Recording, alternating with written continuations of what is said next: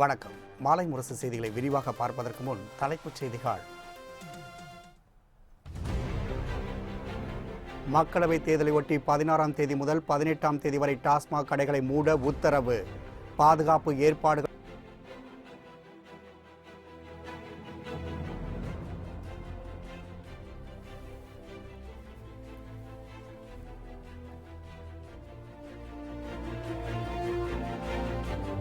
ஐந்து ஆண்டுகால வலிமையான ஆட்சியை உலகம் உற்று நோக்கி பார்த்து கொண்டிருக்கிறது.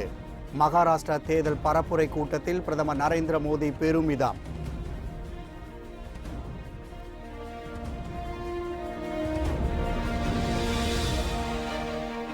காங்கிரஸ் ஆட்சிக்கு வந்த பின் இந்தியாவில் வறுமையை ஒழிக்க துல்லிய தாக்குதல் நடத்தப்படும். தமிழர்களின் பண்பாட்டையும் கலாச்சாரத்தையும் காக்கவே திமுகவுடன் கூட்டணி என்றும் ராகுல் காந்தி விளக்கம்.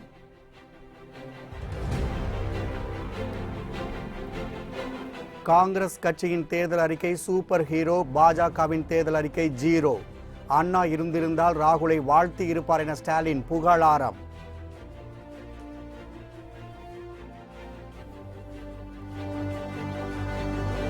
கரன்சிகளை அள்ளிவிட்டு ஜனநாயகத்தை விலைபேச திமுக கூட்டணி திட்டம்.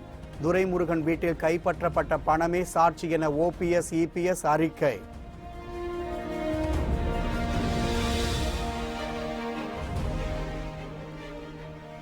மக்களவைத் தேர்தலை ஒட்டி வருகிற 16ஆம் தேதி காலை 10 மணி முதல் 18ஆம் தேதி இரவு 12 மணி வரை டாஸ்மாக் கடைகள் மூடப்பட வேண்டும் என தேர்தல் ஆணையம் உத்தரவிட்டுள்ளது. தமிழகம் முழுவதும் மக்களவை மற்றும் 22 சட்டப்பேரவைக்கான இடைத்தேர்தல் ஏற்பாடுகள் நடைபெற்று வருகின்றன. தமிழக தேர்தல் ஆணையம் அனைத்து நடவடிக்கைகளையும் முடுக்கிவிட்டுள்ளது. வாக்குப்பதிவை முன்னிட்டு வரும் 16ஆம் தேதி காலை 10 மணி முதல் வாக்குப்பதிவு நடைபெறும் 18ஆம் தேதி நள்ளிரவு 12 மணி வரை டாஸ்மாக் கடைகளை மூட தேர்தல் ஆணையம் உத்தரவிட்டுள்ளது. தேர்தல் ஆணைய உத்தரவால் 16, 17, 18 ஆகிய 3 நாட்கள் டாஸ்மாக் கடைகள் செயல்படாது. மேலும் தேர்தல் ஏற்பாடுகள் குறித்து நாளை காலை தமிழக தலைமை தேர்தல் ஆணையர் சத்யபிரதா சாஹூ அனைத்து துறைகளின் அதிகாரிகளுடனும் ஆலோசனை நடத்துகிறார். இதில் தமிழக தேர்தல் டிஜிபி அசுதோஷ் சுக்லா, காவல் ஆணையர் விஸ்வநாதன், சென்னை மாவட்ட தேர்தல் அதிகாரி பிரகாஷ் உள்ளிட்ட பலர் பங்கேற்கின்றனர். இடையே நாடு முழுவதும் பறக்கும் படைகள் மேற்கொண்ட அதிரடி சோதனைகளின் போது ரொக்கமாக 607 கோடி ரூபாயும் 1091 கோடி ரூபாய் மதிப்பில் மதுபானங்கள், போதைப் பொருட்களும், தங்கம் போன்ற விலை உயர்ந்த உலோகங்கள் 486 கோடி ரூபாய்க்கும், இலவச பொருட்கள் உள்ளிட்ட இதர பொருட்கள் 48 கோடி ரூபாய் என மொத்தம் 2626 கோடி ரூபாய் அளவிற்கு பறிமுதல் செய்யப்பட்டுள்ளதாக தெரிவிக்கப்பட்டுள்ளது. கடந்த 5 ஆண்டுகளாக மத்தியில் உறுதியான வலிமையான ஆட்சி இருந்து வருவதை உலகம் பார்த்து கொண்டிருப்பதாக பிரதமர் மோடி பெருமிதம் தெரிவித்துள்ளார். மகாராஷ்டிராவின் அகமத் நகரில் நடைபெற்ற பாஜக கூட்டணி கட்சிகளின் தேர்தல் பிரச்சார பொதுக்கூட்டத்தில் பிரதமர் நரேந்திர மோடி உரையாற்றினார். அப்போது நாடு பாதுகாப்பாக இருந்தால்தான் அதன் எதிர்காலம் வளமாக இருக்கும் என ஜம்மு காஷ்மீர் மாநிலம் இந்தியாவில் இருந்து துண்டாடப்பட வேண்டும் என்று கூறுபவர்களுக்கு ஆதரவாக காங்கிரஸ் கட்சி உள்ளதென்றும் கூறினார். பிரிவினைவாத கொள்கையிலிருந்து பிறந்த காங்கிரஸ் கட்சியிடமிருந்து இதைவிட வேறு எதையும் எதிர்பார்க்க முடியாது என்றும் பிரதமர் தெரிவித்தார்.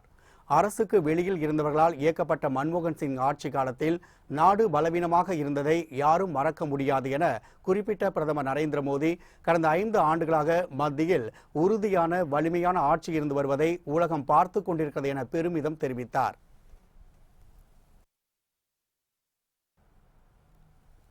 காங்கிரஸ் ஆட்சிக்கு வந்த பின் இந்தியாவில் வறுமையை ஒழிக்க துல்லிய தாக்குதல் நடத்தப்படும் என ராகுல் காந்தி தெரிவித்துள்ளார். சேலம் திமுக வேட்பாளர் SR பார்த்திபன், கள்ளக்குறிச்சி திமுக வேட்பாளர் பொன் கௌதம சிகாமணி ஆகியோரை ஆதரித்து சீலநாயக்கன்பட்டியில் திமுக கூட்டணி கட்சியின் பிரச்சார பொதுக்கூட்டம் நடைபெற்றது. இதில் காங்கிரஸ் தலைவர் ராகுல் காந்தி, திமுக தலைவர் ஸ்டாலின், தமிழக காங்கிரஸ் கட்சி தலைவர் KS அழகிரி உள்ளிட்டோர் கலந்து கொண்டனர். பொதுக்கூட்டத்தில் உரையாற்றிய ஸ்டாலின், நாடும் நமதே, 40ம் நமதே என ராகுல் காந்தியிடம் தாம் உறுதியளித்திருப்பதாக தெரிவித்தார். திராவிட இயக்கத்தின் எண்ணங்கள் காங்கிரஸ் தேர்தல் அறிக்கையில் பிரதிபலிக்கப்பட்டிருப்பதாகவும் அவர் கூறினார். சிறப்பான தேர்தல் அறிக்கை தயாரித்துள்ள ராகுலை அண்ணா இருந்திருந்தால் உச்சி முகர்ந்து வாழ்த்தியிருப்பார் என ஸ்டாலின் குறிப்பிட்டார். என்பது உறுதி செய்யப்பட்டிருக்கிறது. நேரு குடும்பத்தினுடைய வாரிசாக வந்திருக்கிறீர்கள். நீடித்த நல்லாட்சியை தர வேண்டும். இந்திராவினுடைய பேரனாக நீங்கள் இங்கே வந்திருக்கிறீர்கள். கடந்த 5 வருஷமா இந்த நாட்டு மக்கள் இந்த ஆட்சியால் பல்வேறு கொடுமைகளை சகித்துக் கொண்டிருக்கக்கூடிய நிலையில் இருக்கிறார்கள். ஆக அப்படிப்பட்ட நிலையில் இருக்கக்கூடிய இந்த மக்களை நாம் காப்பாற்ற வேண்டிய கட்டாயத்தில் இருக்கிறோம். எனவே ராகுல் காந்தி அவர்களே, நீங்கள் அண்மையில உங்கள் கட்சியின் சார்பில, அகில இந்திய காங்கிரஸ் கட்சியின் சார்பில தேர்தல் அறிக்கையை வெளியிட்டு இருக்கிறீர்கள். அந்த தேர்தல் அறிக்கை வெளியிட்ட உடனே நான் நினைத்தது என்னவென்று கேட்டால், உடனடியாக டெல்லிக்கு பறந்து வந்து உங்களுக்கு என்னுடைய வாழ்த்துக்களை சொல்ல வேண்டும், உங்களுக்கு மாலை அணிவித்து பாராட்ட வேண்டும் என்று நான் கருதினேன். அதற்கு என்ன காரணம் என்று கேட்டால், திராவிட இயக்கத்தினுடைய எண்ணங்களை அப்படியே நீங்கள் அந்த தேர்தல் அறிக்கையில பிரதிபலித்திருக்கிறீர்களே, அதற்காகத்தான் சொல்லுகிறேன். நம்முடைய ராகுல் காந்தி அவர்கள் வெளியிட்டிருக்கக்கூடிய தேர்தல் அறிக்கை, அதை பற்றி நான் சொல்ல வேண்டும் என்று சொன்னால், எப்படி திமுக கழகத்தினுடைய தேர்தல் அறிக்கை ஒரு ஹீரோவாக இருக்கோ, அதுபோல் நீங்கள் வெளியிட்டிருக்கக்கூடிய தேர்தல் அறிக்கை அது ஒரு சூப்பர் ஹீரோவாக இருக்கிறது. அண்மையிலே வெளியிட்ட மோடியினுடைய தேர்தல் அறிக்கை அது ஜீரோவாக இருக்கிறது. ஆக இந்த நிலையில தான் தேர்தல் அறிக்கையை நான் இங்கே குறிப்பிட்டு காட்ட விரும்புகிறேன். இதனைத் தொடர்ந்து உரையாற்றிய ராகுல் காந்தி, தமிழ்நாட்டை தமிழர்கள்தான் ஆள வேண்டும் என்று கூறினார். தமிழர்களின் பண்பாட்டையும் கலாச்சாரத்தையும் காக்கவே திமுகவுடன் கூட்டணி என்றும் அவர் விளக்கமளித்தார். நீட் தேர்வு பிரச்சனையால் அனிதா தற்கொலை செய்து கொண்டதை குறிப்பிட்ட ராகுல் காந்தி, இதேபோல் மேலும் ஒரு அனிதா தற்கொலை செய்து கொள்ள தாங்கள் விரும்பவில்லை என்றும் அவர் கூறினார். இந்த நாடாளுமன்ற தேர்தல் 2 கொள்கைகளுக்கு இடையிலான தேர்தல் என்றும் தெரிவித்தார். காங்கிரஸ் ஆட்சிக்கு வந்த பின் இந்தியாவில் வறுமையை ஒழிக்க துல்லிய தாக்குதல் நடத்தப்படும் என்றும் ராகுல் காந்தி கூறினார். We believe that Tamil Nadu should be run by the Tamil people. We believe that the voice of the Tamil people is fundamental for building a strong India. We believe respecting the Tamil language, respecting the history of the Tamil people is fundamental to build a strong India. And that is why we are working together in an alliance. கரன்சிகளை அள்ளிவிட்டு ஜனநாயகத்தை விலைபேச திமுக திட்டமிட்டுள்ளதாகவும், துரைமுருகன் வீட்டில் சிக்கிய பணமே அதற்கு சாட்சிகள் என்றும் OPS EPS குற்றம் சாட்டியுள்ளனர். இது தொடர்பாக அவர்கள் வெளியிட்டுள்ள அறிக்கையில், எதிர்க்கட்சிகள் கருத்து கணிப்பு எனும் பெயரில் குடும்ப ஊடகங்களையும் கூலிக்கு மாரடிக்கும் சிலரையும் வைத்துக் கொண்டு அதிமுகவிற்கு வாக்களிக்க நினைக்கும் மக்களை திசை திருப்ப முயல்வதாகவும் குற்றம் சாட்டியுள்ளனர்.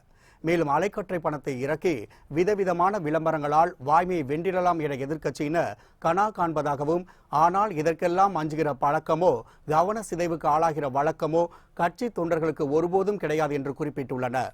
திருமங்கலம் பாணியில் தேர்தல் ஜனநாயகத்தை விலைபேச திட்டமிட்டுள்ளதாகவும், திமுக பொருளாளர் துரைமுருகன் வீட்டில் கத்தை கத்தையாய் கைப்பற்றப்பட்ட பணமே இதற்கு சாட்சி என்றும் நினைவு கூர்ந்துள்ளனர். கொன்ற குறிக்கோளை வென்றெடுப்பதில் இம்மியளவும் விலகாமல் சரித்திரம் படைப்பது அதிமுகவின் வரலாறு என்றும் அவர்கள் சுட்டிக்காட்டியுள்ளனர். இதனால் நாடாளுமன்ற மற்றும் இடைத்தேர்தலில் மொத்த வெற்றியை பெற்று மறைந்த ஜெயலலிதா மற்றும் எம்ஜிஆர் பாதங்களில் காணிக்கையாக சமர்ப்பிப்போம் என்றும் ஓபிஎஸ் இபிஎஸ் உருக்கத்துடன் தெரிவித்துள்ளனர்.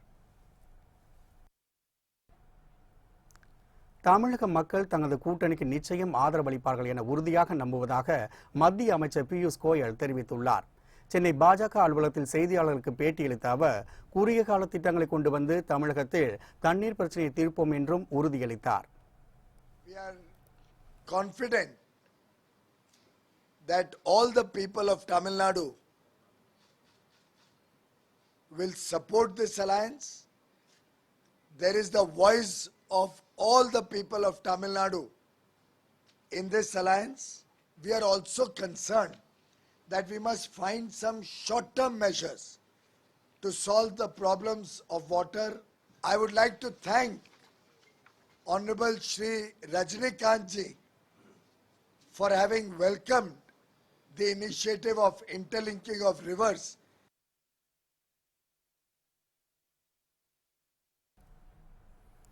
பராமரிப்பு பணிக்காக ஸ்டெர்லைட் ஆலையை திறக்க உத்தரவிட முடியாது என உச்சநீதிமன்றம் அதிரடியாக அறிவித்துள்ளது.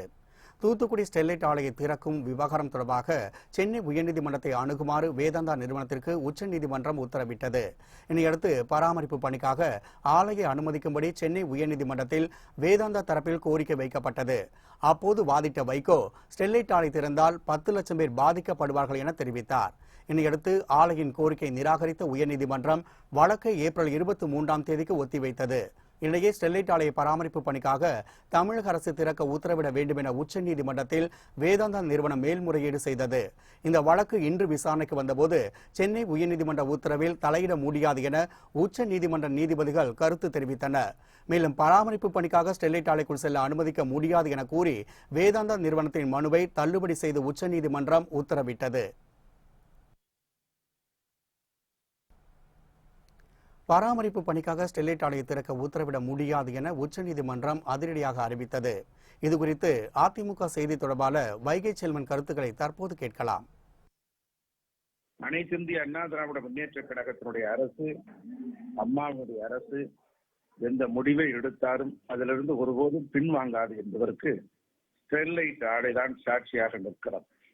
ஏனென்றால் ஸ்டெர்லைட் ஆலையை வைத்துக் கொண்டு அவற்றில் கலவரமும் பிரச்சனையும் திட்டமிட்ட சில பேர் ஏற்படுத்தி பல்வேறு இடர்பாடுகளை ஏற்படுத்தினார்கள். ஸ்டெர்லைட்டோடு கைகோர்த்து கரம் கோர்த்து அவர்களுக்கு நிலங்களை வழங்கிய திராவிட முன்னேற்ற கழகம் தற்போது அரசியல் ஆதாயத்திற்காக, வாக்கு அரசியலுக்காக, தேர்தல் அரசியலுக்காக பிரச்சனைகளை பெரிதாக்கி பூதகரமாக ஆக்கி இதன் மூலமாக அரசியல் ஆதாயம் அடையலாம் என்று நினைத்து பார்த்தார். ஆனால் அது நடக்கவில்லை. தற்போது இந்த ஸ்டெர்லைட் ஆலையை மூடியதுதான், ஒருபோதும் திறக்கப் போவதில்லை என்று அண்ணா திராவிட முன்னேற்ற கழகம் தெளிவுபடுத்தியது. அதையே உச்சநீதிமன்றம் வழிமுடிந்திருக்கிறது. அதை நாங்கள் வரவேற்கிறோம். ஸ்டெர்லைட் ஆலை ஒருபோதும் திறக்க வாய்ப்பே இல்லை என்பதுதான் எங்களுடைய அழுத்தமான ஆழமான கருத்து. அந்த கருத்தை நாங்கள் மீண்டும் உச்சநீதிமன்றம் தெளிவுபடுத்தியிருப்பதை வரவேற்கிறோம்.